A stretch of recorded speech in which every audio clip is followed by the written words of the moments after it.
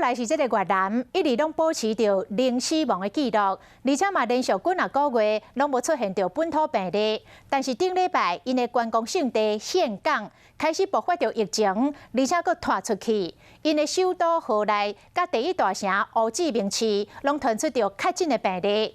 越南即摆恐惊要面对的是第二波的疫情，上界不妙的是，恐惊这个病毒的感染力会佫较强。 越南新型冠状病毒的疫情是愈来愈严重，中部旅游都市岘港2号出现真一件本土感染的病例了后，所来是首都河内以及南部的胡志明市，伫昨嘛开始出现病例。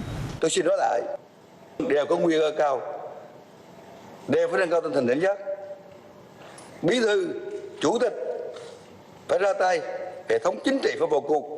当局为昨日28开始封锁岘港，并且安排8万名过来离去紧急疏散。岘港的机场人是有够多，就算逐天拢派100台无人机来载，嘛要载几啊天。首都河内准备要面对为岘港转来2万人进行体检。